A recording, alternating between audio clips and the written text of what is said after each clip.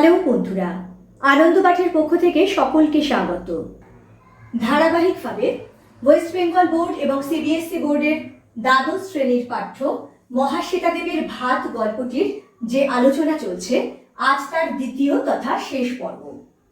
আজকের অংশটি পাঠ এবং আলোচনা করার আগের পর্বে অর্থাৎ গল্পের প্রথম অংশে কি ঘটে গেছে খুব সংক্ষেপে সেটা জেনে নেব, কন্টিনিউয়েশন বা ধারাবাহিকতা রক্ষা করার জন্য। আমরা দেখি গল্প শুরু হয় একটি লোকের কথা বলে। সেই লোকটি একটি অজপাড়া গাঁয়ের বাদা অঞ্চল থেকে কলকাতায় এসেছে একটু খাদ্যের আশায়। প্রচন্ড প্রাকৃতিক দুর্যোগে তার পরিবার ভেসে গেছে।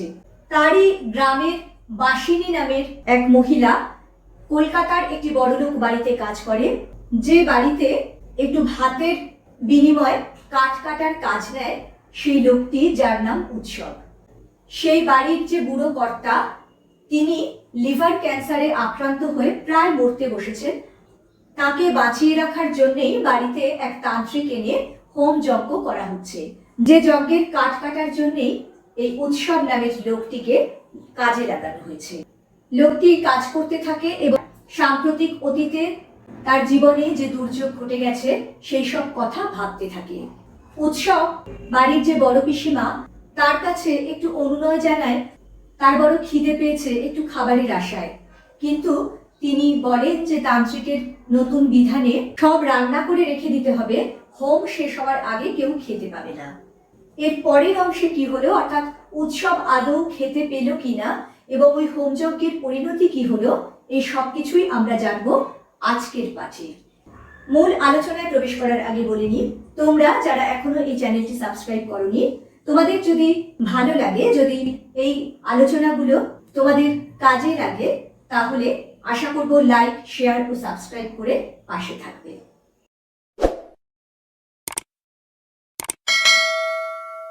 চলে আসছি আজকের মূল আলোচনায়। মহাশ্বেতা দেবীর ভাত গল্পটির যে ব্যাখ্যা বা বিশ্লেষণ চলছে তার দ্বিতীয় তথা শেষ পর্বে। উৎসব আবার কাঠ কাটতে থাকে। প্রত্যেকটি কাঠ 1.5 হাত লম্বা হবে। ধারালো কাটারিটি সে তোলে ও নামায়। ফুটন্ত ভাতের গন্ধ তাকে বড় উতলা করে। এদিক ওদিক চেয়ে বাসিনী ঝুড়ি বোঝাই শাক নিয়ে উঠোনে ধুতে আসে।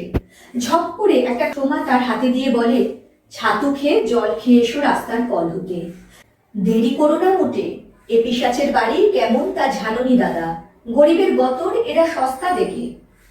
কে মরতেছে? হ্যাঁ বাসিনী। তেকেলে বুড়ো, বাড়ির কর্তা। মরবে নে? ওই যে হোমের জোগান দিচ্ছে, ওই মুটকি ওনার খাস ঝি। কর্তা মলে পড়ে ওকে 7 নাতি না মেরেছি তো আমি বাসিনী নই। তেকেলে বুড়ো মরছে, তার জন্যই হোম। ছাতু কটি নিয়ে উৎসব বেরিয়ে যায়। দুটি ভাতের আশায় উৎসব ওই অভুক্ত শরীরেও অমানসিক পরিশ্রম করতে থাকে। বাসিনী সুযোগ বুঝে তাকে 1 ঠোঙা ছাতু দেয় এবং এদের বাড়ি সম্পর্কে কয়েকটি কথা বলে, যার মধ্যে দিয়ে মনিব বাড়ি সম্পর্কে তারও যে বিপুল অশ্রদ্ধা রয়েছে, রাগ বিরক্তি রয়েছে, তা বোঝা যায় তার এখানে কটি কথা লিখে। যেমন সে তার মনিব বাড়িকে বলছে পিশাচের বাড়ি, তারপর বলছে গরিবের গতর এরা সস্তা দেখে। অর্থাৎ গরিব মানুষের অসহায়তার সুযোগ নিয়ে এই নিষ্ঠুর মানুষগুলি তাদেরকে যে কিরকমভাবে ব্যবহার করে সেটা সে আগে থেকেই খুব ভালো করে জানে। সেই জন্য এদেরকে সে মানুষও বলতে রাজি নয়, সে এদেরকে পিশাচ বলে অভিহিত করে। উৎসব যখন জানতে চায় কে মরছে, তখন একেবারে হেলাচেদ্ধা করে বাসিনী বলে যে ওই তেকেলে বুড়ো, অর্থাৎ 3 কাল গিয়ে যার 1 কালে ঠেকেছে, সেই বাড়ির কর্তা মরতে বসেছে। আবার বাড়ির আরেকটি কাজের লোক, যে হয়তো ধারে ধারে বাসি নিচ্ছে, একটু উঁচু পজিশনে রয়েছে, কারণ সে ছিল কর্তার খাস ঝি, তার চেহারাটা বেশ ভারী। বাসিনী তাকে মুটকি বলে উল্লেখ করে এবং তার প্রতি বাসিনীর একটা বেশ রাগ রয়েছে। কর্তা মরে গেলে বাসিনী তাকে শায়েস্তা করবে এমন একটা বাসনা তার মনে রয়েছে। উৎসবকে বাসিনী 1 ঠোঙা ছাতু খেতে দিয়ে ঝপ করে ফিরে আসতে বলে। ছাতু কটি নিয়ে উৎসব বেরিয়ে যায়। বাপরে, এত তরকারি, এত চাল, এত মাছ, এ একটা যজ্ঞী বটে। সব নাকি বাদার দৌলতে। সে কোন বাদা? উৎসবের বাদায় শুধু গুগলি, গেঁড়ি, কচু শাক, শুষ্নো শাক। উৎসব ছাতুটুকু একটু খায়, মিষ্টির দোকানে ভাঁড় চেয়ে নিয়ে জল খায়। ছাতু নাকি পেটে পড়লে ফুলে ফেপে ওঠে, তাই হোক, পেটের গভর ভরুক। কিন্তু সাগরে শিশির পড়ে, উৎসব টের পায় না কিছু, সে আবার ফিরে আসে। দেখো, এই লাইনটি খুব ইম্পর্টেন্ট, খুব তাৎপর্যপূর্ণ। সাগরে শিশির পড়ে। উৎসবের এই এতদিনের খিদে, এই অভুক্ত মানুষটির পেটে ওই ছাতু তার খিদে এতটুকুও মেটাতে সমর্থ হয় না। তাকে লেখিকা একটা অপূর্ব তুলনা দিয়ে বলেছেন, সাগরে শিশির পড়ে। সাগরের ওই বিশাল জলরাশির মধ্যে এক ফোঁটা শিশির বিন্দু যেমন কোনো মানে রাখে না, উৎসবের ওই সাগরের মতো বিপুল খিদের কাছে ওই ছাতুটুকুও যেন অমন শিশির বিন্দুর মতোই অতি তুচ্ছ, অতি সামান্য। ফলে উৎসব কিছু টের পায় না, সে যে একটা কিছু খেয়েছে, তার যে একটু খিদে লাঘবের আরাম হবে, তার বিন্দুমাত্র অনুভূতি তার হয় না। সে আবার ফিরে আসে তার সেই কাজে। কোথায় গেছিলে? একটু বাইরে গেলাম মা। কাঠ কাটলে হোম, হোম হলে ভাত। উৎসব তাড়াতাড়ি হাত চালায়। মেজ বউ চেঁচিয়ে বলে, খাবার ঘর মুছেছ বাসিনি? সব রান্না তুলতে হবে। বাসিনি বলে, মুছেছি। বড় বউ হেঁকে বলে, সব হয়ে গেল? মাছের ঘরে সব হলো। এসব কথা শুনে উৎসব বুকে বল পায়। ভাত খাবে সে, ভাত। আগে ভাত খাবে, জিভে ভাতের সোয়াদ নেবে। আসার সময় গাঁ গেয়াতি বলেছিল, কলকাতা যাচ্ছ যখন, তখন কালীঘাটে ওদের ছড়াত সেরে দিও। অপঘাতে গেছে ওরা। হ্যাঁ, তাও করবে উৎসব। মহানাম শতপথী তো এলো না, এলে পরে নদীর পাড়ে সারবন্দি ছড়াত হবে। উৎসব কালীঘাটে ছড়াত সারবে। সতীশবাবু বলেছে, উৎসবের মতিচ্ছন্ন হয়েছে বই তো নয়, বউ ছেলে মেয়ে অপঘাতে মরল, মানুষ পাগল হয়ে যায়। উৎসব ভাত ভাত করছে দেখো। উৎসব ফিরে এসে আবার কাঠ কাটতে বসে, কারণ তার কাঠ কাটা হলেই হোম হবে, এবং হোম হলে সে একটু ভাত খেতে পাবে। তাই সে তাড়াতাড়ি হাত চালায়। মেজ বউ, বড় বউ বাসিনীর কাছে তদারকি করে রান্নাঘর পরিষ্কার হয়েছে কিনা।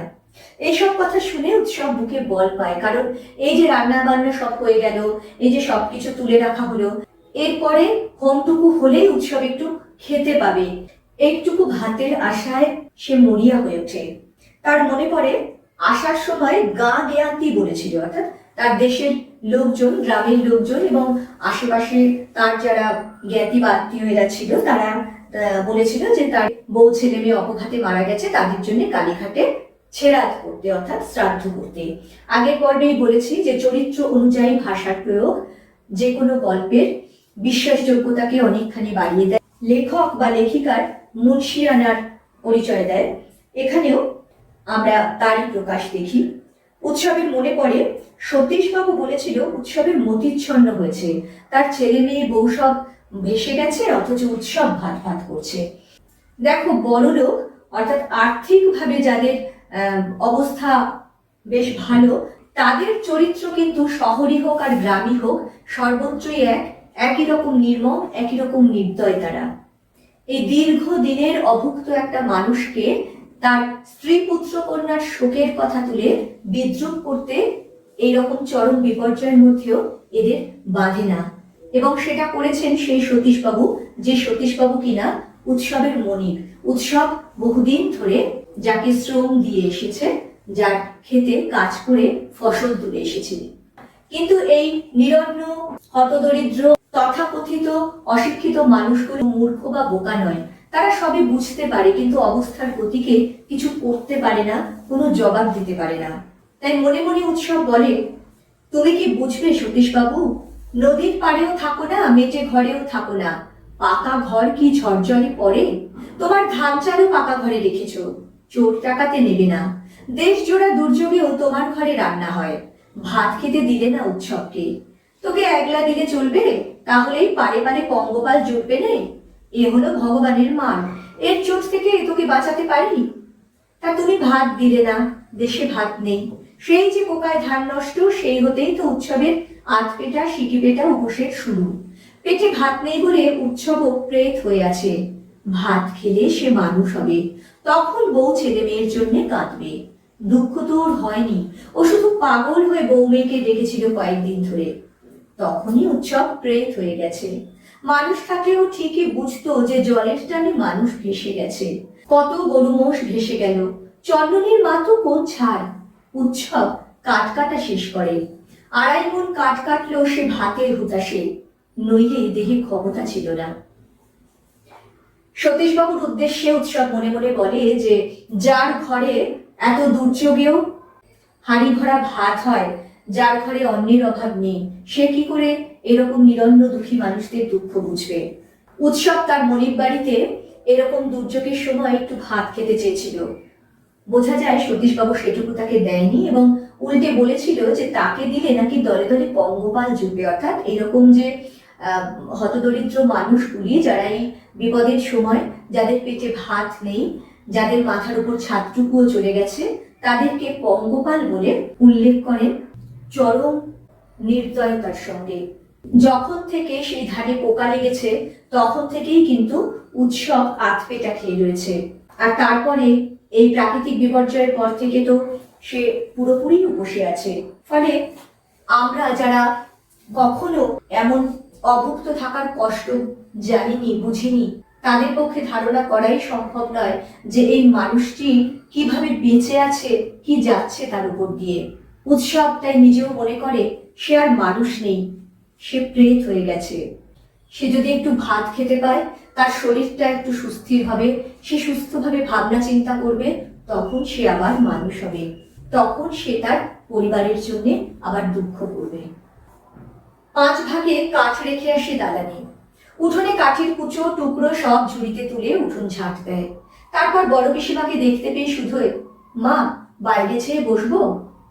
বড় পিসিমা তখনই জবাব দেয় না, কেননা তান্ত্রিক হঠাৎ ওং রিং ঠং ঠং ভো ভো রোগ শ্রীনু শ্রীনু বলে গর্জে উঠে রোগকে দাঁড় করান। কালো বিড়ালের লোমে রোগকে বেঁধে ফেলেন ও হোম শুরু করেন।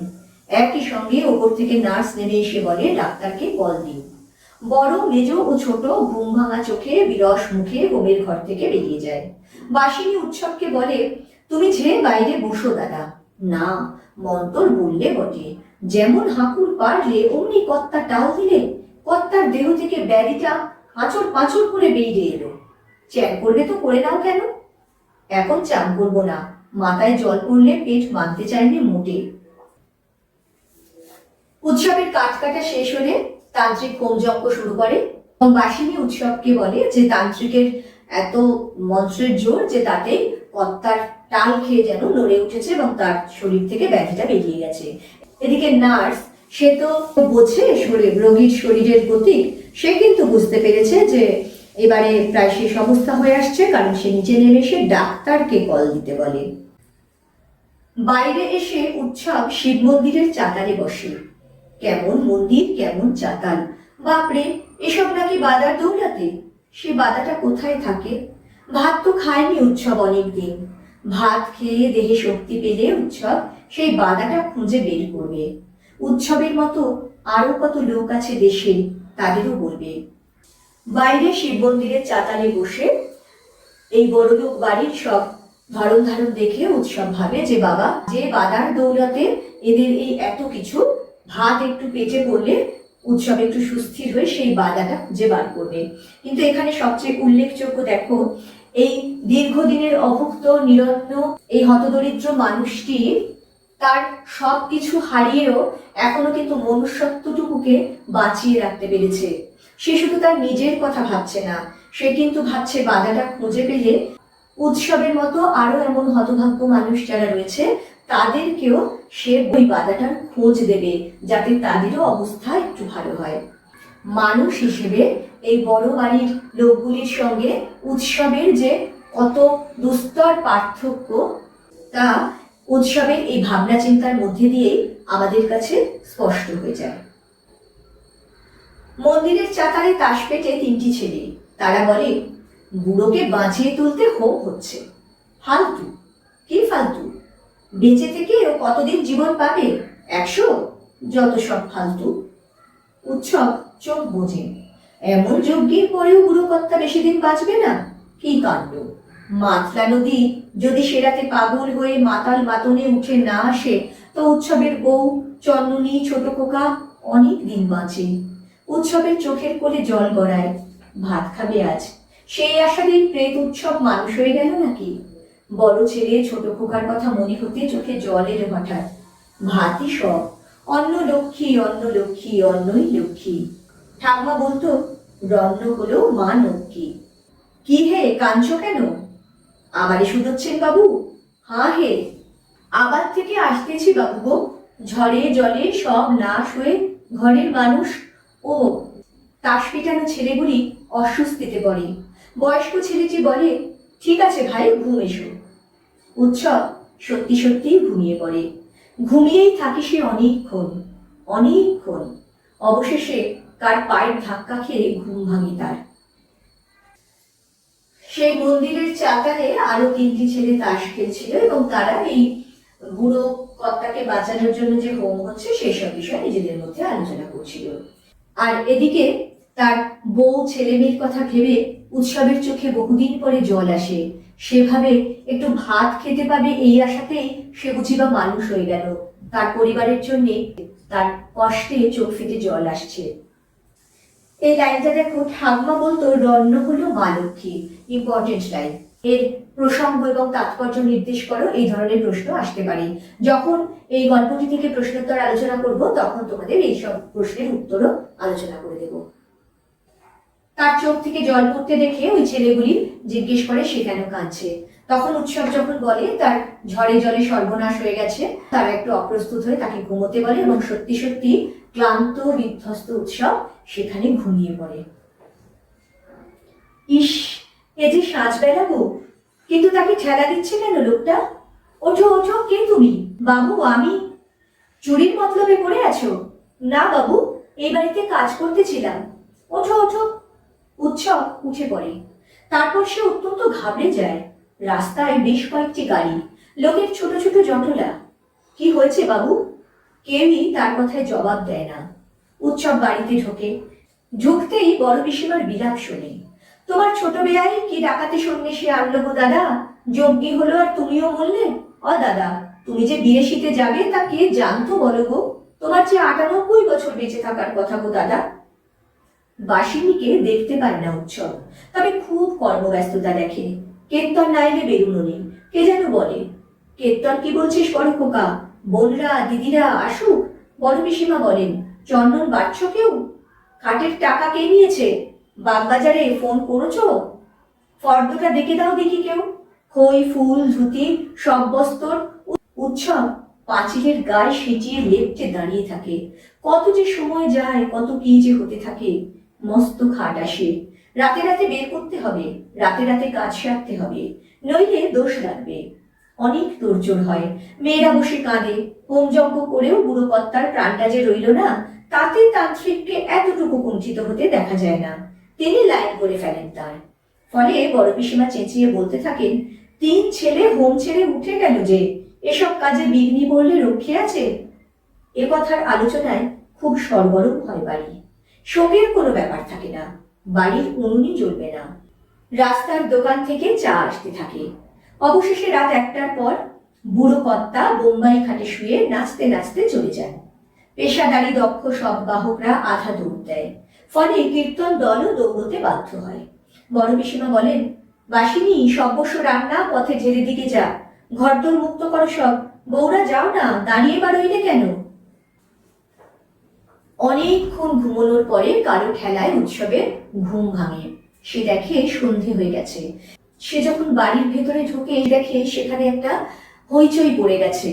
আর বড় পিসিমার বিলাপ শুনে উৎসব বুঝতে পারে এত হোম যজ্ঞের পরেও বুড়ো কর্তা মারা গেছে। বড় পিসিমা যখন তান্ত্রিককে এর জন্য দোষারোপ করেন, তখন কিন্তু তান্ত্রিক একটুও অপ্রস্তুত না হয়ে তার লাইন করে ফেলে। লাইন করে ফেলা মানে সে নিজের দোষ ঢাকতে সে একটা অজুহাত দিয়ে দেয়, একটা যুক্তি দিয়ে দেয়। ফলে বড় পিসিমা আবার অন্য সুর গান। তিনি বলেন যে যজ্ঞ শেষ না হতেই 3 ছেলে হোম ছেড়ে উঠে গেছে, সেই জন্যই এত বড় বিপর্যয় হয়েছে। এরপরে মহা সমারোহে কীর্তন দল নিয়ে বুড়ো কর্তাকে শ্মশানের উদ্দেশ্যে নিয়ে যাওয়া হয়। আর বড় পিসিমা বাসিনীকে ডেকে বলে সমস্ত রান্না পথে ফেলে দিয়ে আসতে। উৎসবের মাথার মধ্যে যে মেঘ চলছিল তা সরে যায়। সে বুঝতে পারে সব ভাত ওরা পথে ফেলে দিতে যাচ্ছে। বাসিনী বলে, ধরো দেখি দাদা। এই যে ধরি। উৎসবের মাথায় এখন বুদ্ধি স্থির। সে জানে সে কি করবে। আমাকে দে ভাইটা। মোটা চালের ভাতের বড় ডেকচি নিয়ে সে বলে, দূরে ফেলে দিয়ে আসি। হ্যাঁ হ্যাঁ, নয়তো কুকুরে ছেটাবে, সকালে কাকে ঠোক দেবে, বামুন বলে। বেরিয়ে সে উৎসব হনহনিয়ে হাঁটতে থাকে। খানিক হেঁটে এসে আধা দৌড় মারে। ভাত, বাদার ভাত তার হাতে এখন। পথে ঠেলে দেবে, কাক কুকুরে খাবে। দাদা, ত্রস্ত বাসিনী প্রায় ছুটে আসে। অসুচ বাড়ির ভাত খেতে নি দাদা, খেতে নি? তুমিও ছেড়ে বামুন হয়েছ। অ দাদা, ব্যগ্যতা করি। উৎসব ফিরে দাঁড়ায়। তার চোখ এখন বাদার কামটের মতো হিংস্র। দাঁতগুলো বের করে সে কামটের মতোই হিংস্র ভঙ্গি করে। বাসিনী থমকে দাঁড়ায়। ঘুম থেকে উঠে এই এত সব কাণ্ড দেখে উৎসব সেই সন্ধ্যে থেকে রাত পর্যন্ত একেবারে সিঁটিয়ে থাকে। সে পুরো ব্যাপারটা সম্ভবভাবে বুঝতে পারে না কি হচ্ছে। কিন্তু তারপরে যখন শবদেহ বেরিয়ে যাওয়ার পরে পিসিমা সমস্ত রান্না খাবার দাবার বাসিনীকে বাইরে ফেলে দিতে বলে, তখন উৎসব সঙ্গীত ফিরে পায়। বুঝতে পারে তার এই এত স্বাদের, এত আগ্রহের ভাত সব রাস্তায় ফেলে দিতে যাচ্ছে এরা। ঠিক করে নেয় মনে মনে কি করবে। বাসিনী যখন তাকে ভাতের হাঁড়ি ধরতে বলে, সে সবচেয়ে বড় ডেকচিটা ধরে ছুটতে থাকে ভাতগুলো দূরে ফেলে দিয়ে আসার অছিলায়। বাসিনী বুঝতে পারে উৎসব কি করতে যাচ্ছে। সে তাকে অনুনয় করে বলে, অসুচ বাড়ির ভাত খেতে নেই। কিন্তু সেই সময় উৎসব আর নিজেকে ধরে রাখতে পারে না। সে মরিয়া, সে হিংস্র এখন। তার এই হিংস্রতা দেখে তুলনা দেওয়া হয়েছে বাদার কামটের মতো হিংস্র। বাদা অর্থাৎ জলাজমি, যেখানে কুমির কামটের মতন হিংস্র জন্তু থাকে, সেই কামটের মতন হিংস্র হয়ে ওঠে। দীর্ঘদিন পরে যে ভাতের সন্ধান সে পেয়েছে তার সেই মুখের গ্রাস ফেলে দিতে বলায়। উৎসব দৌড়তে থাকে। প্রায় এক নিঃশ্বাসে সে স্টেশনে চলে যায়। বসে ও খাবল খাবল ভাত খায়। ভাতে হাত ঢুকিয়ে দিতে সে স্বর্গ সুখ পায় ভাতের স্পর্শে। চন্দ্রনীর মা কখনো তাকে এমন সুখ দিতে পারেনি। খেতে খেতে তার যে কি হয়, মুখ ডুবিয়ে দিয়ে খায়। ভাত, শুধু ভাত, বাদার ভাত। বাদার ভাত খেলে তবে তো সে আসল বাদাটার খোঁজ পেয়ে যাবে একদিন। আছে আরেকটা বাদা আছে, সেই বাদাটার খোঁজ নির্ঘাত পাবে উৎসব। আরো ভাত খেয়ে নি।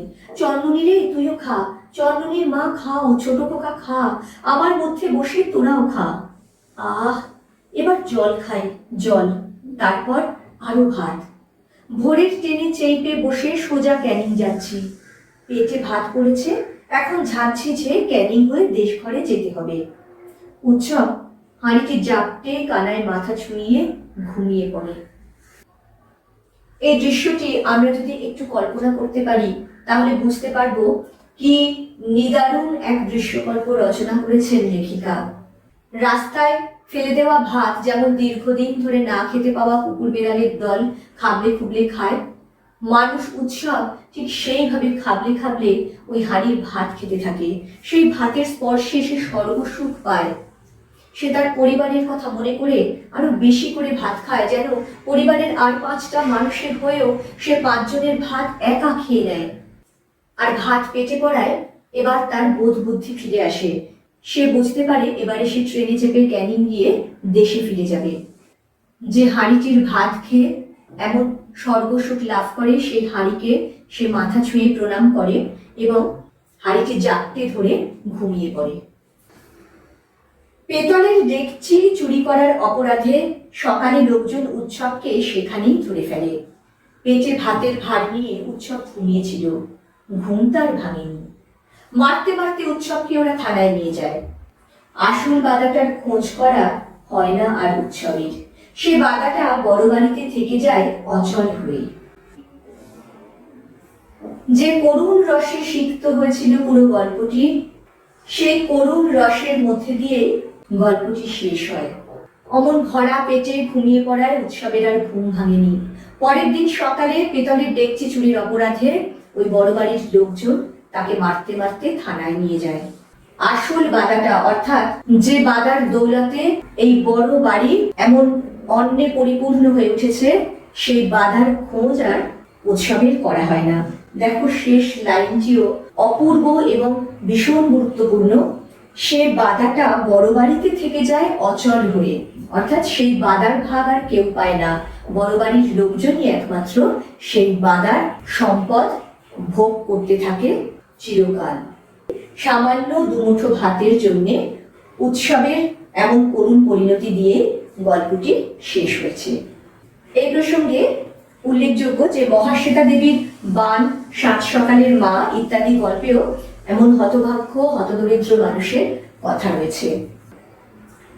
পরম মমতায় এমন পিছিয়ে পড়া নিম্নবর্ণের মানুষের কথা বহুবার ফিরে ফিরে এসেছে লেখিকার কলমে, এবং সেই সঙ্গে এদের প্রতি সুবিধাভোগী প্রতিপত্তিশালী মানুষের নির্দয় আচরণের কথাও আমরা বারে বারে পেয়েছি মহাশ্বেতা দেবীর রচনায়।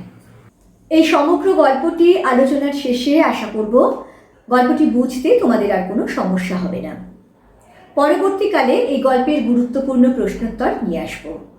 পরের দিন আরও একটি নতুন পাঠ নিয়ে চলে আসব খুব তাড়াতাড়ি। সঙ্গে সঙ্গে নোটিফিকেশন পেতে চাইলে সাবস্ক্রাইব করে বেল বাটনটি অন করতে ভুলো না। আজকের মতো টাটা, ভালো থেকো সবাই।